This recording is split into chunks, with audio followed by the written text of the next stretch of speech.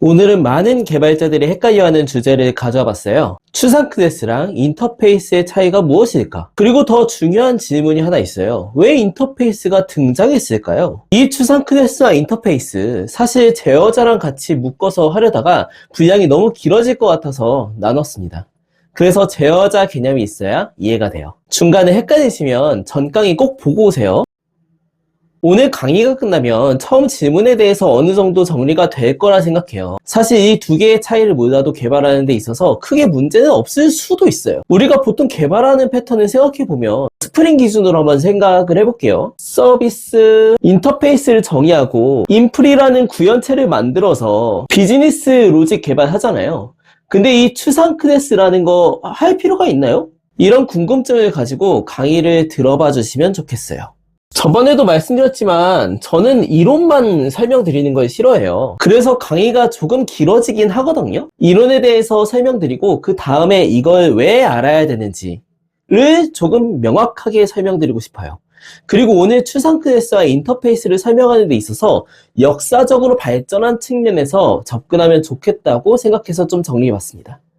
다만 유의할 점은 강의 중간에 설명하다가 뭔가 설명이 부족한 것 같다, 강의를 듣는데 이해가 안 되고 어렵다 하면 이전 강의를 듣고 오셔야 돼요. 지금 강의를 하고 있는 건 항상 다음 강의를 위한 빌드업이에요. 오늘 하는 이 강의가 이해 안 되실까봐 지금 1강부터 6강까지 찍은 거예요. 객체지향 강의를 앞으로 5강 정도는 더 할 건데 계속 지식을 누적시킨다라고 생각해 주셔야 돼요. 그럼 시작할게요. 타임라인을 그릴 건데 JDK 1.8 이전 버전, 20 버전 이상, 이런 식으로 좀 그려볼게요. 자바는 1995년도에 등장한 언어예요. 지금은 자바가 20 버전 이상 나왔지만 초창기의 자바는 지금보다 훨씬 단순한 언어였어요. 그 당시 객체지향 설계를 하다 보면 개발자들이 하나의 문제를 자주 만나게 됩니다. 죄송하지만 또 동물을 좀 예로 들어볼게요. 저 동물 예로 들어가는 거 좀 싫어해요. 이런 객체들이 있어요. 여기서 개발자들은 고민을 합니다. 동물이라는 공통 개념을 클래스로 만들어야 할까? 사실 동물 자체 개념은 직접 생성해서 쓸 객체는 아니거든요. 하지만 공통적인 특징은 분명히 존재한다고요. 예를 들어 모든 동물은 소리를 낸다, 모든 동물은 움직인다. 그래서 개발자들이 이런 구조를 만들기 시작하는 거예요. 짠! 그런데 문제가 있어요. 이렇게 만들면 이게 가능해져요. 근데 현실적으로 애니멀 자체를 객체로 만드는 건 좀 이상해요. 개나 고양이가 객체여야 돼요. 그래서 등장한 개념이 추상 클래스예요. 잠깐 제어자 얘기할게요. 여기 접근 제어자 생략했죠? 여기는 엄연히 클래스이기 때문에 사운드 메서드는 디폴트 상태, 우리가 패키지 프라이빗이라고 있어요. 패키지 수준에서만 접근 가능하다고요. 여기서 핵심 키워드는 abstract이에요. 이 키워드는 이 클래스는 완성되지 않았다라는 뜻이에요. 그래서 이 abstract 메서드에는 구현 몸체가 없는 거예요. 그래서 특징이 하나 생겨요. 객체를 new로 해서 생성할 수가 없어요. 대신 상속을 통해 사용되는 거예요. 짠! 이렇게 하위 클래스에게 구현을 강제하는 설계를 만들 수 있게 됩니다. 그래서 초창기 객체지향 설계에서는 추상 클래스가 굉장히 많이 사용되었어요. 근데 그냥 클래스로 정의하면 안 돼요? 같이 상속해도 마찬가지인데? 그쵸? 그러나 일부러 일반 클래스 대신 추상 클래스를 이렇게 만들면 이 abstract만 보고서도 그 당시 개발자들은 이 클래스는 직접 쓰는 게 아니라 상속해서 쓰는 설계 구조구나를 이해할 수 있잖아요. 이걸 바탕으로 구현체를 만들면 되겠구나를 이해할 수 있잖아요. 이를 통해 is a 관계를 맺어서 제가 3강에서 강조한 다형성이라는 특성을 사용할 수 있죠. 그런데 시간이 지나면서 개발자들이 또 하나의 문제를 만나게 돼요. 바로 다중상속 문제예요. 이런 상황이에요.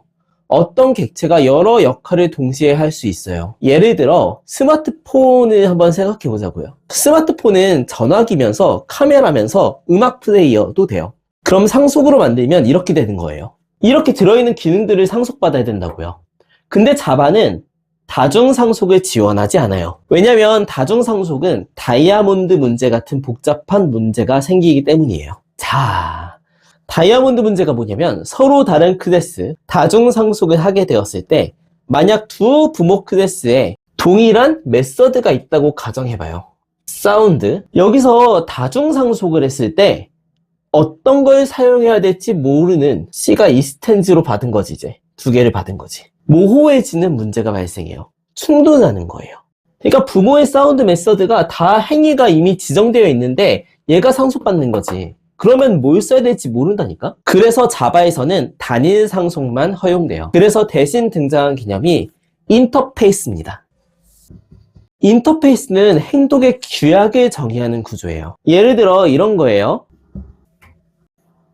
짠! 두 가지의 인터페이스를 하나의 클래스에서 임플리먼트 했죠. 이렇게 여러 개의 인터페이스를 동시에 구현할 수 있어요. 그래서 인터페이스는 객체지향 설계에서 역할을 표현하는 구조라고 보시면 됩니다. 여기서 자바 문법적으로 중요한 포인트가 하나 있는데요. 인터페이스의 메서드를 보면 보통 이렇게 작성하죠. 이 코드에는 생략된 제어자가 어떻게 될까요? 실제로는 이렇게 돼요. Public Abstract Void Take Phone. 즉 인터페이스 메서드는 기본적으로 Public Abstract이에요. 그래서 구현 클래스, 즉 구체 클래스에서는 Public으로 구현돼야 돼요. 여기서 Public을 빼면 컴파일 에러가 발생하는 거예요. 그리고 인터페이스는 기본적으로 행위만 규정한 친구라고 했죠. 그래서 인터페이스 변수는 특징이 있어요. 이렇게 int max 사이즈를 정의하면 이 변수는 실제로는 이렇게 되는 거예요. public static final int max 사이즈가 되는 거예요. 죄송해요. 여기 초기화 해줘야 돼요. 즉 인터페이스 변수는 자동으로 상수가 되는 거예요.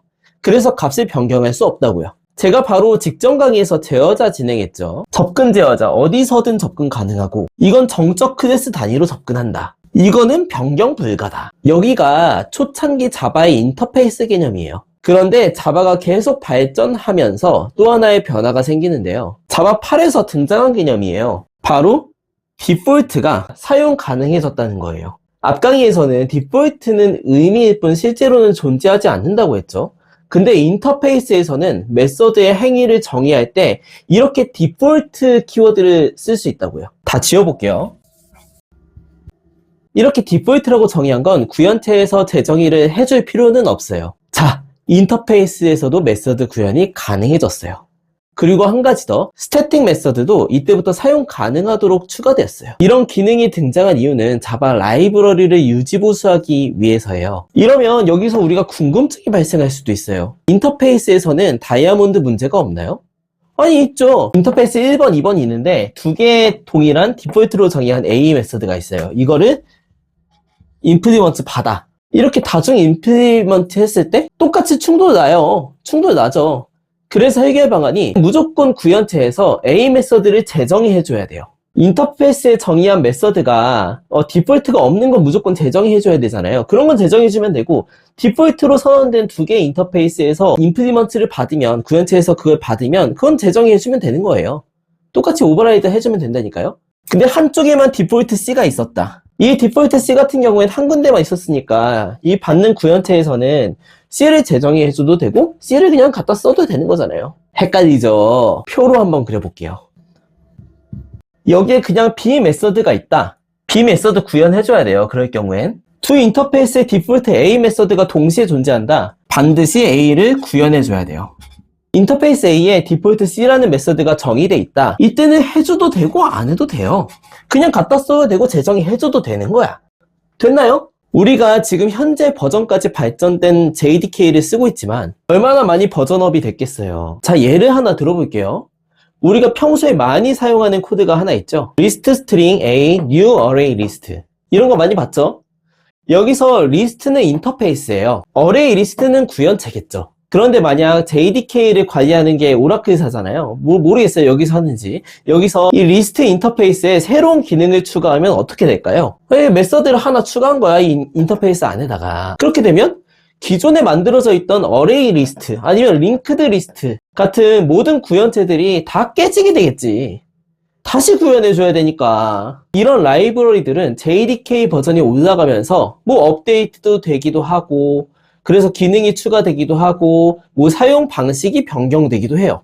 실제로 이 라이브러리들을 타고 해서 들어가 보면 안까지 들어가다 보면 인터페이스, 추상 클래스 뭐 그리고 엄청난 비즈니스 로직으로 구현돼 있죠. 다만 이미 수많은 구현체가 이 인터페이스를 사용하고 있는데 메서드를 하나 추가하면 기존 코드가 전부 깨져버려요. 그래서 디폴트 메서드라는 기본 구현 기능이 추가된 거고요. 인터페이스 안에서 행위를 규정할 수 있도록요. 자, 근데 이 기능이 생겼다고 해서 비즈니스 로직으로 인터페이스를 직접 작성할 때 부분 구현 클래스처럼 사용하는 경우는 많지 않죠. 디폴트를 직접 사용하는 경우는 드물다고요. 많지 않다고요. 주로 라이브러리 호환성을 위해 추가된 기능이에요. 대부분 개발자가 작성하는 인터페이스는 여전히 행동 규약 역할로 롤 규약으로 사용됩니다. 설계도로 사용돼요. 그리고 실제 구현은 구현 클래스, 구체 클래스에서 하게 되는 거고요. 조금은 와닿을지 모르겠어요. 어떤 분들은 단순 면접용 대답으로 이 기초를 알려고 하시는 분들도 계실 거고, 정말 IT에 대한 개념을 알아보니 재밌어가지고 공부하시는 분들도 계실 거고요. 근데 저는 좀 이렇게 생각해요. 개발을 하다 보면 내부적으로 조밀조밀하게 짜여진 어떤 라이브러리를 분석해야 될 수도 있고요. 아니면 남들이 짜놓은 코드가 추상 클래스로 만약에 되어 있다? 그럼 파악해야 될 수도 있어요. 추상 클래스랑 인터페이스를 어느 정도 정의를 알아야 분석을 하죠. 그리고 앞으로 배울 디자인 패턴들도 원초적으로 추상 클래스로부터 이야기되는 친구들이 많아요. 마지막으로 정리해 볼게요. 추상 클래스, 인터페이스 가장 명확한 차이는 있어요. 추상 클래스는 상속을 위한 설계 구조고 공통 로직을 일부 구현할 수 있고요. 인터페이스는 역할과 행동을 정의하는 규약이에요. 그리고 여러 개를 동시에 다중 구현할 수 있죠. 근데 지금 인터페이스에서 우리가 디폴트로 행위까지 정의할 수 있다고 했잖아요. 두 개의 경계가 조금 흐려지긴 했어요. 객체지향 설계에서는 보통 이렇게 생각해요. 추상 클래스는 is어 관계고 인터페이스는 can do, 뭐뭐 할 수 있는, 즉 롤을 표현하는 구조예요. 그리고 실무에서는 확장 가능성을 고려해서 인터페이스를 우선적으로 사용하는 경우가 많죠.